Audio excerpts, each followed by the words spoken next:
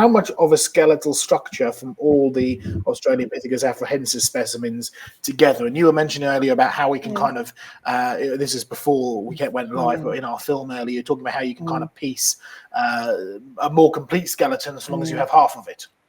Yes, as long as you have half of it, you've effectively got all of it, because human beings are symmetrical, so that if you find the bones of a right arm, you can actually make a reasonable assumption that the left arm will simply be a mirror image of that, because that's what we find in real life. So that is a reasonable scientific assumption. So that is why Lucy is considered to be fairly, it's not complete, it's about 40% complete, but that is a lot for. And then especially when you bring in some of the other specimens and stuff that we've had as well, we've got a relatively complete skeleton, more or less, but it's still, the more of it we find, the more clearly it becomes an ape. Yes, the more evidence we get from studying the original bones, or when they find more bones, the more ape-like it is. Yes. By the way, Diane, just to add your experience, sorry, Glenn, I once fell 6 feet, 2 meters nearly, and landed on this arm, and it snapped right across there. Right, yes. So exactly, I'm not a falling ape, but the bone picture is exactly the sort of thing. I was going to say, finding those bones in the way they found them, from what I've read, scattered, as you said, disarticulated.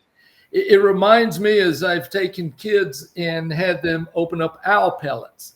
An owl pellet is what the owl regurgitates, and it's got all the hair and it's got the bones, and let them pull it apart, and they find these bones and then try to piece them together, because there may be 2 or 3 or sometimes more than that different animals all mixed together, and you don't have all the bones. You can't find all the bones.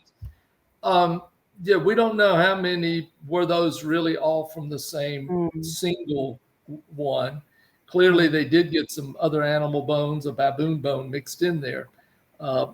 And they're scattered out all over a large area, and then you try to piece it together. You had all the bones, and you still had trouble figuring out how to put it together.